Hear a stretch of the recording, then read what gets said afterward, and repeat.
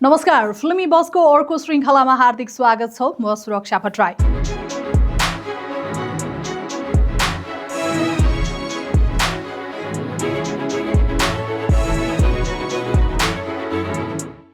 पहिलो विषयवस्तुतर्फ लागौँ र अहिले सामाजिक सञ्जालको कुरा गरौँ।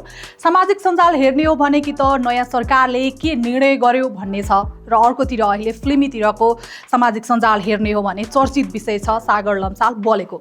र अहिले यो केस अझ जटिल बन्दै गएको छ। बले पक्राउ परेपछि ठुलो खुलासा आएको छ। आरोप त लाग्यो तर उजुरी भने परेको छैन। काठमाडौँ कपनबाट अचानक पक्राउ परेपछि अहिले चर्चामा छन् सागर लम्साल बले।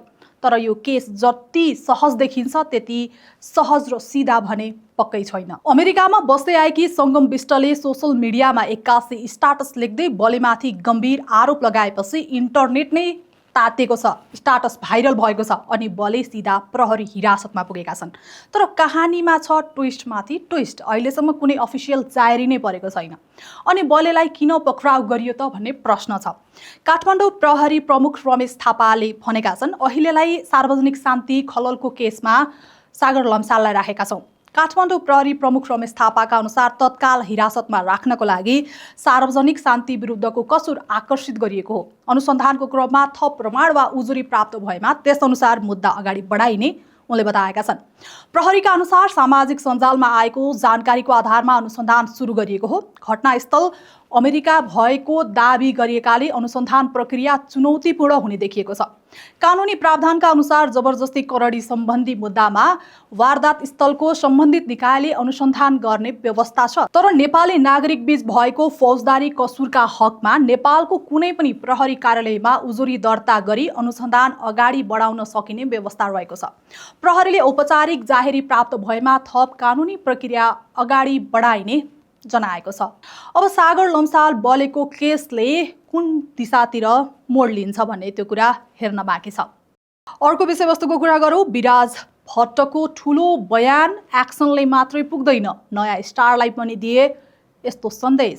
नेपाली फिल्म इन्डस्ट्रीमा एक्सन स्टार भनेर चिनिने विराज भट्ट फेरि चर्चामा आएका छन्। तर यसपटक उनको फिल्म भन्दा पनि उनको बयानले माहौल तताएको छ।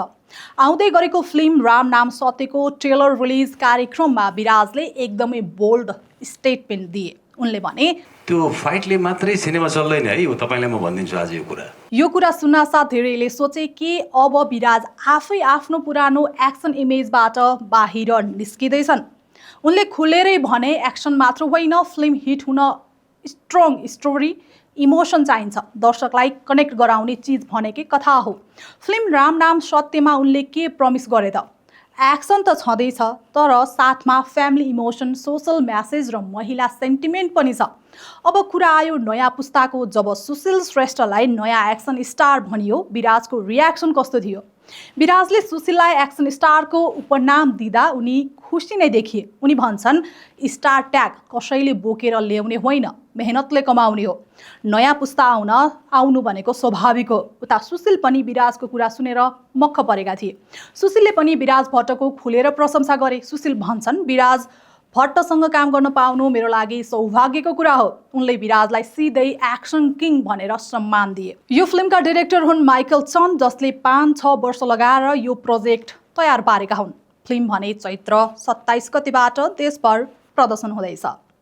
मायालाई के दिउँ म बैनाले मचायो तहल्का। 3 हप्तामै 1 करोड भ्युज। नेपाली फिल्म गीतमा अहिले एक्लै राज गरिरहेको छ मायालाई के दिउँ म बैना। फिल्म लाली बजारको यो गीतले रिलिज भएको 3 हप्तामै युट्युबमा 1 करोड भ्युज कटाएको छ। यो गीत किन यति हिट भयो त?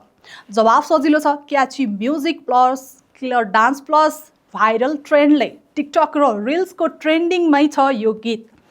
गीतको सक्सेस सेलिब्रेसन गर्न टिमले पनि ढिला गरेन। निर्माता कम्पनी सर्टकोड आर्ट्सको अफिसमै करोडको केक काटेर खुसी मनाएको छ।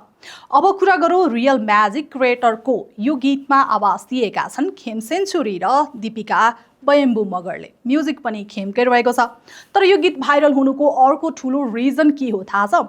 डान्स। स्वस्तिमा खड्का र समाइरा थापाको मोसले त अडियन्सलाई मोहित गर्यो कि यसरी दर्शकले यो गीतमा ननाची सुखै पाएनन्। यो गीतलाई कोरियोग्राफी गरेका छन् प्रदीप लामाले। फिल्मलाई निर्देशन गरेका छन् यम थापा र निर्माणमा छन् म्याक्स दिपस खत्री र रविन्द्र सिंह बानिया। तर एउटा प्रश्न पनि छ, के यो गीतको क्रेज फिल्म रिलिज हुँदा पनि यत्तिकै रहन्छ कि यो केवल टिकटक ट्रेन्डमा मात्र सीमित हुन्छ? अनि तपाईँहरूले बनाउनु भयो त मायालाई के दिउँ म बैनामा टिकटक र रिल्स।